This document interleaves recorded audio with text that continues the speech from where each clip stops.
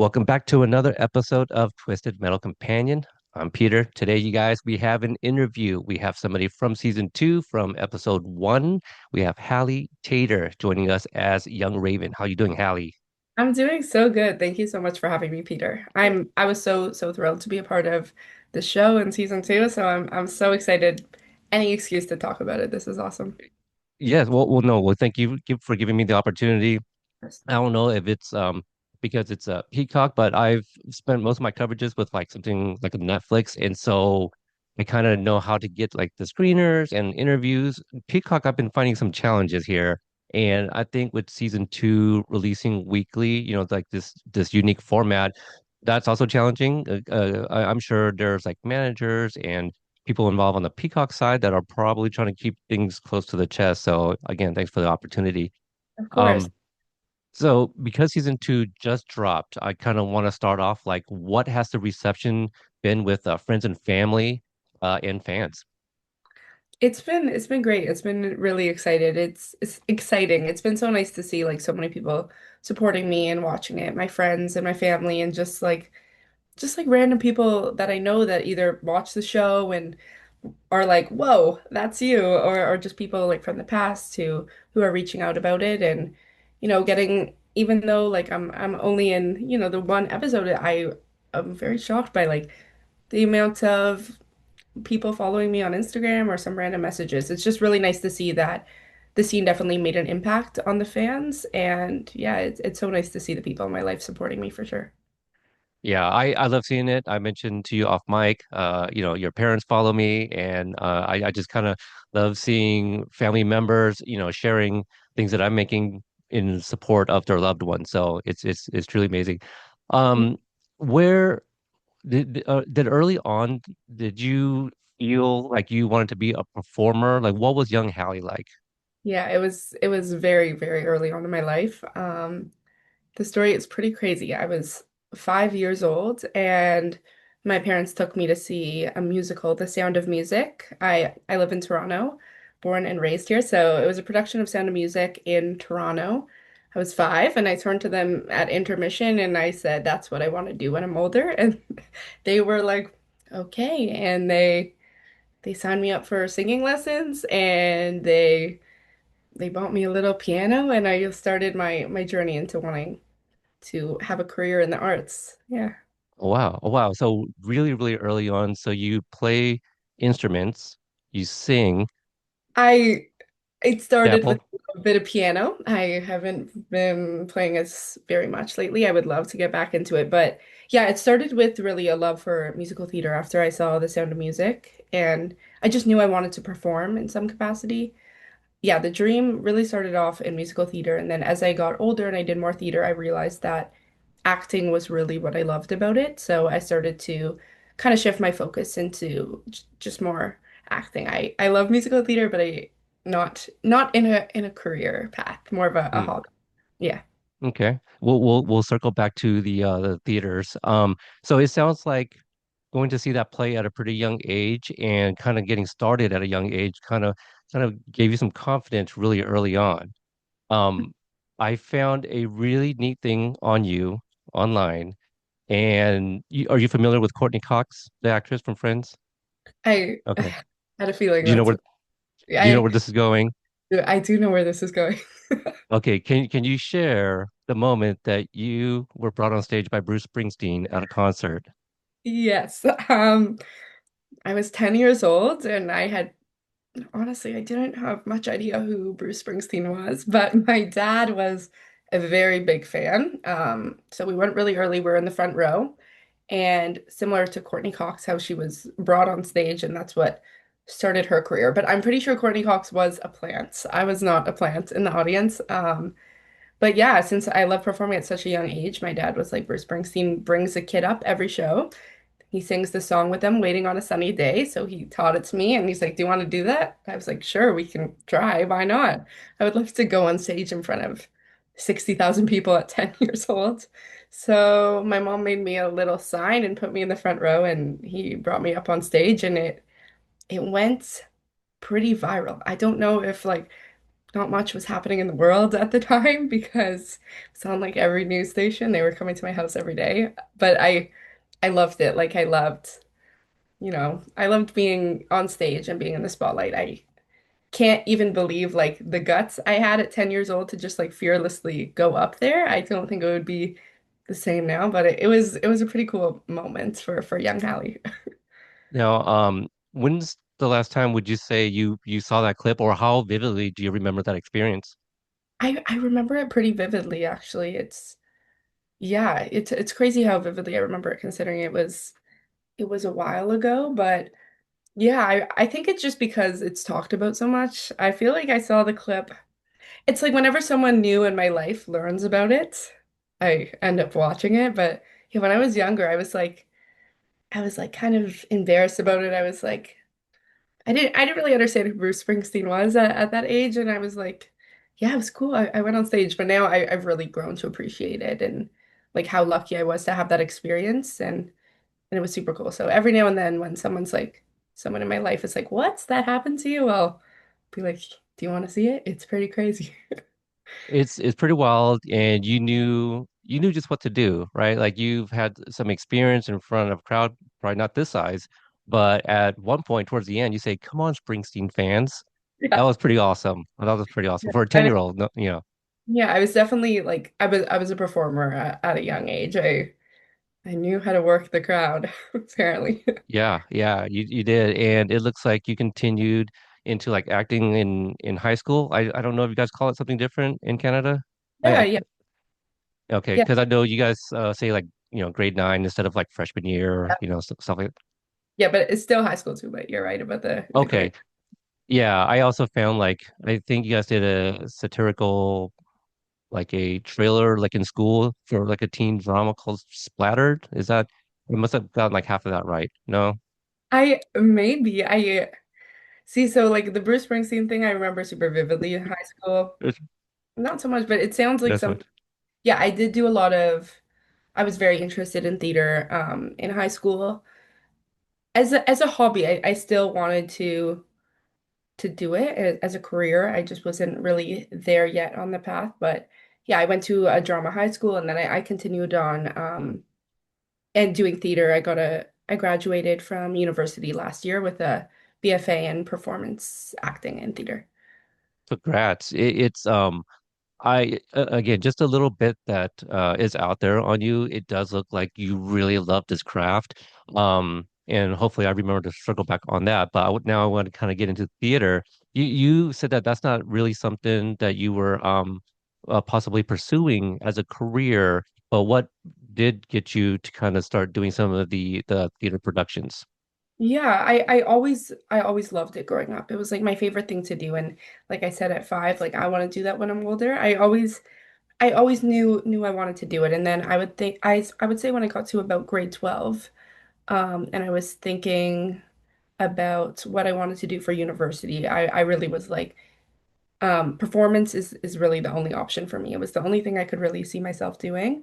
So I thought about it, and like I said, I loved musical theater growing up, but I really realized, I think around grade 12 when I started to take acting more seriously and I was doing a lot of film and TV classes outside of school, and I realized that acting was really the thing that I loved about performance most, and I thought it was something that I could have a career in and be most successful. And so it was definitely the direction I pursued, and I started taking it much more seriously.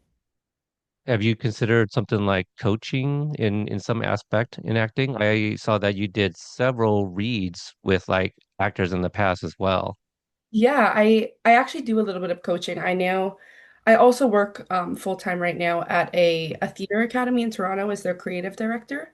So they have a few locations across Toronto with a bunch of different classes for kids and teenagers and adults too, and they put on a bunch of productions. So I started as a teacher there when I graduated school, and I needed a day job. I was like, I would love to teach kids, and then yeah, I moved into becoming their creative director. So now I program for them, like create the syllabuses and the programs and production design all the shows and oversee like the classes and the stuff. So I'm definitely I'm not teaching right now so hands-on, but I do teach some like private lessons to some students in my off hours. Well, yeah, so that makes sense then. Like you're already kind of doing that. So, Yeah. another, yeah, let's go ahead. So I was just gonna say, yeah, Go I ahead. would love to continue to do it. I would love to teach too one day more. Yeah. Yeah, that's awesome.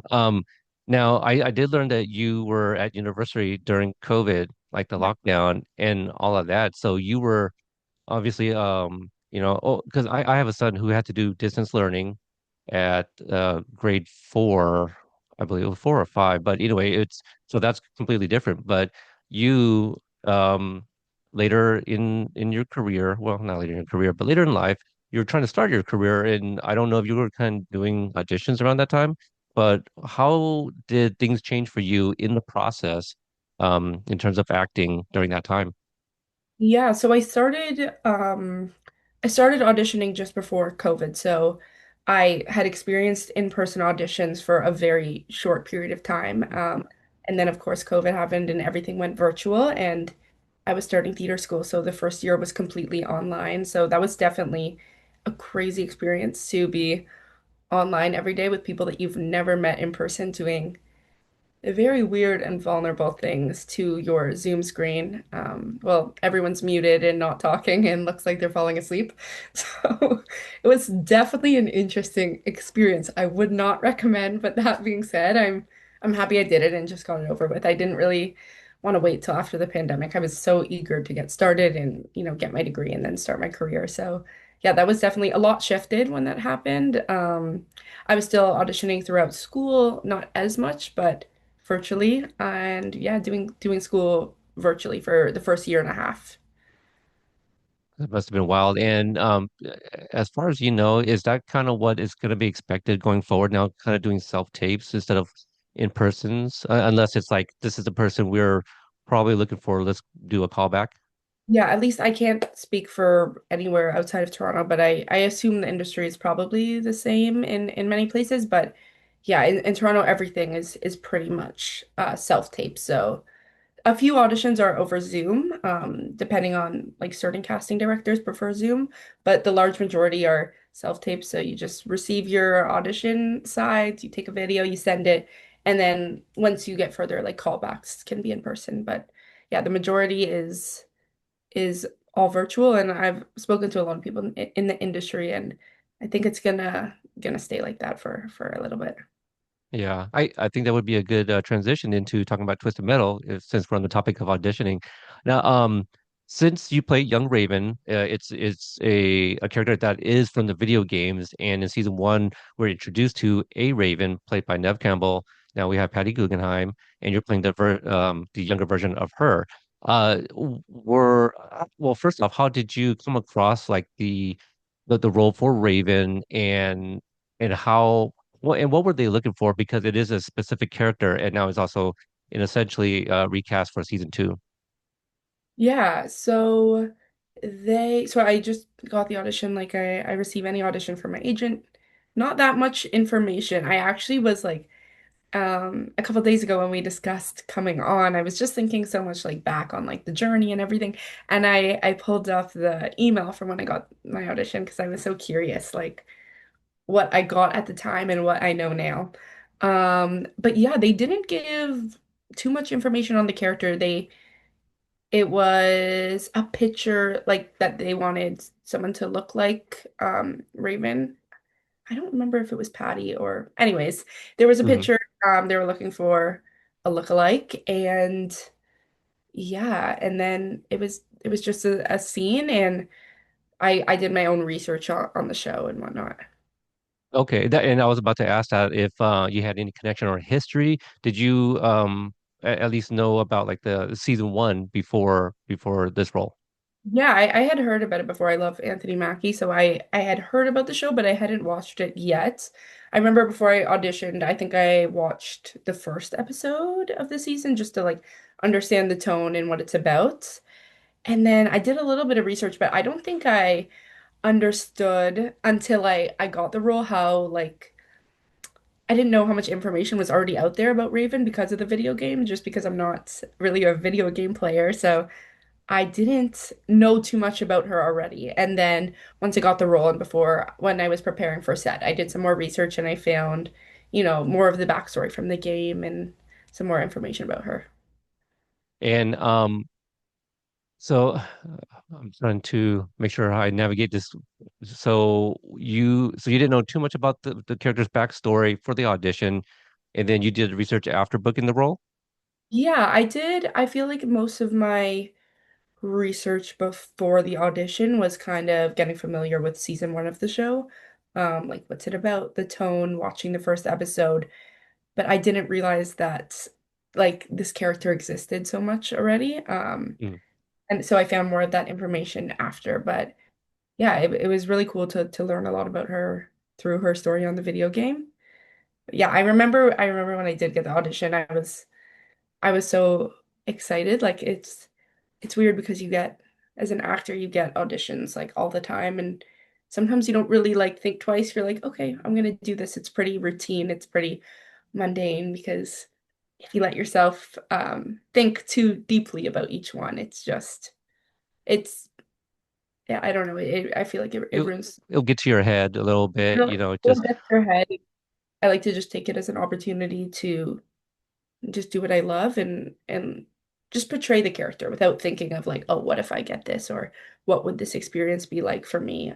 Just like focusing on the scene and how to deliver that. But I do remember when I got the audition, I was like, this is the one. Like this is the one for me. I was super excited. I loved her character and I loved how dark it was, but also how funny it was. And yeah, I just remember being feeling super connected to it right away. and so after booking the role, wh when was your first your kind of contact with somebody from the show to kind of give you a rundown of how things going to go when you arrive on set? Yeah, so I remember I booked the role a couple weeks after my audition, and then yeah, I think it's not wasn't that much communication before. It was Mm. I had my first like wardrobe fitting, and a hair appointment, and yeah, so I went to set for that, like their base camp where they film at the studios in Toronto. So I met some people there, and then from there. I just the next time I filmed the scene. It was 2 days on set, so Okay. 2 days on You set and a wardrobe hair day. okay, you mentioned wardrobe. Did you meet Liz Bastola? I did. She was so awesome. I remember that day was so much fun and I was so excited. I think I tried on like 25 different outfits and they were so awesome and all of her like um mood boards, vision boards. I don't know the exact word they call it in the costume department, but it was just so cool to see like all of her ideas on the wall and the vision like from different influences from different media and the video game and all of that. It was so cool to see it all laid out and get to try on all those costumes. I'm like, okay, I'm starting to feel like Raven. Wow, that's really awesome. I saw this like really great picture of you and Patty Guggenheim, who you obviously portray. Can you share when you met her and what that was like? So I actually met her completely accidentally. Hmm. So it was like a month after, no, maybe a couple weeks after filming, and I was seeing a movie at TIFF, and I was in line, and I was with my dad, and he was like, "Oh my God, it's Stu." Um, right in Mike front of Mitchell. Mike Mitchell. And I had watched season one and he's amazing and hilarious in it. So I was like, okay, I should say something. So I was like, hey, this is so random. You're so great in Twisted Metal. I just filmed a few days on set. I'm in Twisted Metal season two. And he's like, no way. And then from behind him, Patty comes out and she's like, you play Raven. Like, I've seen pictures of you. You look just like me. I'm like, you play Raven because at the time, I don't think it was announced who was the new Raven. I knew that there was a new one, and I knew that Patty was in the cast, but I don't think they had said her role yet because this was like about a year ago. So I was like, "Oh my God, are you Raven?" And we were just like freaking out, and it was hilarious. And like, um, Mike took so many photos of us, and we were just like taking selfies. There was a few of them from the cast, but it was just like such a hilarious moment because she was like, I've seen pictures of you. They showed like the makeup people showed me how you look like me, and this is so funny. So it was That's pretty, it was awesome. really awesome. So random. Yeah, and you guys both happen to be wearing black. Yeah, it was so funny. We're like, people are gonna think this photo is staged because we're both dressed like Raven. I thought you guys were just on set. I thought she came to visit or something and wanted to see like, oh, who's the gal playing me, you know? Yeah, I had met a few people briefly on set when I was there for like my makeup and my hair and wardrobe day because they were filming other stuff. But yeah, when it was our flashback scenes, there wasn't too many like of the series regulars on set because they weren't doing their scenes that day. But I think like later in the day, some of them came and the first day when I was doing wardrobe. Okay. Now, Morgan Douglas, did you who plays Kelly, young Kelly? Did you already know her prior to booking the roles on Twisted Metal? No, I actually didn't know her prior. I think we knew some mutual people just from like acting classes in Toronto and just the acting scene is pretty close knit. Everyone knows each other, but I had never met her before, so it was super awesome. We definitely bonded a lot on set and got along pretty well. So it was super fun to have her there. We were both very, very excited for it and had a lot of Yeah, fun. pulling pranks on the other kids. Yeah. No, not in real life. Save it for the show. So yeah. So you're fitted and you got your hair and makeup done. You arrive on set. Can you kind of walk us through what that was like, who you've met, and meeting MJ, the showrunner? For sure, yeah. Well, my first day, the hair and wardrobe day on set was a pretty wild day. It was awesome. So I went to the wardrobe and then I had like a quick check-in with hair because I have naturally curly hair, so just for them to see my hair texture and stuff because I knew that they would want it straight. And then I got there and there was a little surprise. Absolutely nothing negative to say. It was so awesome.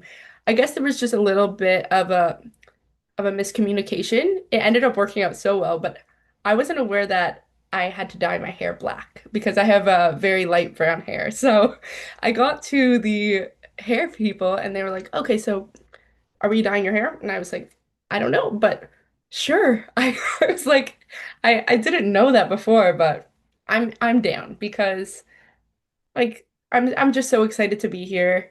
If black hair is what you need, like I'm totally game for that. But I had to wait around in the hair trailer for many, many hours because they were figuring out exactly what they wanted to do with my hair, permanent, semi-permanent, what shade of black, just to match Patty's. I think seeing me in person, they realized like our hair is a little bit different. So, or if they were gonna go with a wig or just what exactly they were going to do. I also had never dyed my hair before, so they just had to test it out and I had to wait many, many hours, which was awesome because I'm just sitting on set, just like enjoying everyone walking by, meeting some people. But the funniest part was I was obviously so excited to be there. It was like within my first 5 minutes of set, and they're like, okay, maybe we won't dye your hair. We'll see if we can put you in a wig. So I'm like, great. So they had to take this like mold of my head, which is pretty funny. I had to like sit with the plastic bag really tight on my head while they like duct taped it. And I couldn't move much. And it was like, it was just a little bit funny. And there's a lot going on. And of course, like as I'm sitting there with the duct tape so tight on my head and I can't move, I just hear like Anthony Mackie and Stephanie Beatrice like come in the hair trailer and sit next to me, but I can't move. I don't know for sure if it's them.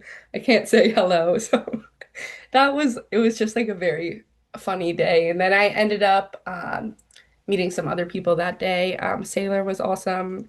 I said hello to Stephanie after, but it was definitely like quite the experience to have like a lot of duct tape on my head and like feel Anthony Mackie next to me, but not be able to look or say hi.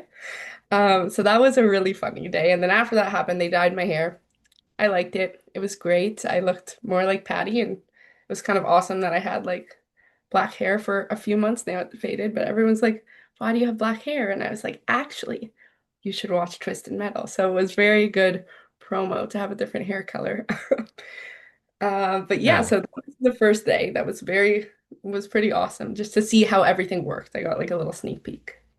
Yeah, I do love hearing that story because it's not something that I noticed when I watched it, I was just like, oh, hey, there she is, because we follow each other, right? So I started my first watch and the flashback, I go, okay, well, I know Hallie plays young Raven and there she is. And so like I think for me it's just like, oh, cool, like we've kind of spoken, so I know who this is. I didn't even think of the hair, and I just love that little touch of detail because I think a lesser show and people who maybe I'd hate to say it this way, but care a little less, they might be like, well, she's got dark enough hair, like it works. And Yeah. so a lot of thought and decision went into like, okay, yeah, let's make it black. Yeah, Um, exactly. It took it that it's like that's also why the show was so successful because there's so many details that they think about and they're really trying to closely resemble the video game. So I think it's really yeah. awesome. Yeah, Yeah. it's a huge appeal to those gamers because they've been waiting a really long time for like a new version of the game, and so they got the show, and so MJ being a big fan himself of these games, I'm sure they're trying to honor those games. Yeah. So you did your own research after booking the role and being on set. Are you given any more uh kind of context to your characters and how much closely they are to the games I don't think I was given that much context. I know that like the audition scenes and the scenes I did on in the show were like pretty much the exact same. So I already on knew. paper? Yeah, and then it was just when a couple days before I went to set, I got the mini scene where Kelly dies and I scream. So I didn't know about that. So that was very cool. So that was like a new surprise. And then yeah, I don't think I was given that much more backstory. I remember on set MJ gave me some backstory. I don't know if he just like created it or like I don't know exactly where it came from, Yeah, but it was yeah. definitely helpful. He was like telling us why we want this revenge so badly. And is that something you're able to share, like with the motivation? So I, let's just kind of let's set this up a little bit, and hopefully, I know this is a little late in the interview, but hopefully you guys seen the episode. Uh, so I at first it almost looks like they're joyriding, right? Raven's driving, Kelly's passenger, and they're going to a graduation party that they don't even really care to be at. And so they have a history with some girl named Destiny. We know that much, and we know Raven's into tarot card reading, and so it's kind of like this Destiny. She must have been they must have some sort of history, right? For them to be like, well, I mean, I guess we're kind of invited, we're gonna go, but we're gonna be pulling a prank here. Um, and so I don't know what MJ relayed, but yeah, it sounds like they got history. yeah, yeah. So he was telling us that basically we how he imagined it is I don't know if it was like that earlier that night or earlier in the week. Me and Kelly went to prom together. We showed up. Mm, She was my date, and they didn't let us in because we're gay and yeah, we weren't allowed in the prom. So I think this was like the final straw of wanting that revenge. And yeah, I don't know. He didn't say anything specifically about what Destiny did to us, but I can imagine that she was definitely probably the ringleader of the bullying that we endured at school. yeah, and so given that backstory, what do you, in your own research, what did you know about from the games? Because it's a little bit different, and I was a little curious to see how they were going to play it. Yeah, I knew that Kelly drowned, and that she was my girlfriend. Yeah, that's pretty much Okay. yeah. Yeah, so it from what I remember digging on that character in the games, they were kind of bullied and harassed by two guys, and Yeah. Kelly was grabbed by the both of them, thrown over into the water, and she can't swim, and so she drowned. So I thought it was kind of interesting that it's kind of similar in the fact, well, that she drowns, but it was by accident. It was just a freak accident. Yeah, it makes it in a way I was gonna say more, but a different type of heart-wrenching because I feel like Raven definitely carries the guilt that some of it's her fault. Like she pressures Kelly to do this. Kelly is definitely unsure. She's not as on board as Raven is, and she pressures her, says, "We gotta do this. Like Destiny has been horrible to us. Come on, come on." And then obviously they do it and Kelly dies and it's horrific. So I feel like, I don't know, from my perspective, I feel like that would definitely like motivate Raven even more to want to bring Kelly back to life, probably because of the guilt that she feels, because that wouldn't have happened if, a lot of factors would lead up to it, but they chose to go there that night, and it led to that. Yeah, that's really interesting. I can't wait to see these next few episodes. It kind of um I don't it's been a while since I've actually watched a show where it released episodes weekly. And this one, like, I am really into it. Like, I genuinely love the show, and so I can't wait to see what we're gonna find out in future episodes. Um, Perfect. the other thing, like, I don't know if you have any insight into this, but in the dialogue, apparently Kelly and Raven are both they've both been accepted to UC Santa Cruz. Do you have any insight on that school as to why they might be going there? No, I don't. I Okay. don't know that specifically. But yeah, yeah, I definitely like use the motivation of that in a way of like our life is just getting started together, and everything's finally gonna be great. And then Right. And everything then that changes, happens. which Yeah. I feel like it's kind of the same thing. Like I don't know more information about that, but I feel like that detail is makes it even more heart-wrenching because it like shows the audience that they have such a bright future ahead of them where things were going to change. hmm and so now the show has been out. What has been kind of the reception of the fans of the games and the TV show? Have you heard any kind of opinions about those characters? Yeah, I think I've heard some good things. I know I've read a lot that people really enjoyed seeing Raven's backstory, and they like some of the articles and stuff I've read that they feel like the backstory like adds more to her character and helps for the audience to understand more about her. So I think it's really cool that they decided to reveal more. And she's definitely, yeah, definitely adds like a huge new layer to her character because she's not just like the villain, she's a villain with like a really heartbreaking story who went through a lot. So I think it's really interesting, and I think people are liking to see that side of her. Yeah, I think whether, somebody is kind of written to be an antagonist or protagonist. I think what they do really well with these characters is they give you some insight into their like history and their backstory, and have you sympathize, with them. And I really do love that. You kind of understand where she's coming from, even though she might be like a baddie. That's what I love about her. Like I love those are my favorite types of characters to play. Um, I'm obviously very opposite that in real life, so it is quite funny. Like when I would show up on set in my like pink shirt and skirt, and then I would get like all gothified, and they'd be like, "Whoa, are you the same person?" But anyways, yeah. So I love playing those types of characters, even though they're so different from me, just because I feel like they're often so misunderstood. And one, it's very fun to play a dark, evil character, just because you can have so much freedom with it, and there's so many like things you can do. You don't have to stay inside like a box of like how, people should act. You really have freedom to like let go and make fun choices in the character and just yeah, be a little bit bold. But I love that those characters specifically like they always have more to them than just like being dark or wanting to mess with people. And that's what I was like so drawn to even when I first received the script about Raven because yeah, she's having so much fun torturing Destiny, but it's because she's like finally taking her power back and having revenge for the way she's been treated, and that's why I loved playing Raven, and I specifically am really drawn to characters like that. That's awesome. Yeah, I really like that backstory, and I think just with a lot of the other characters, we just want more, and that's what you want to leave the audience with, well, wanting more.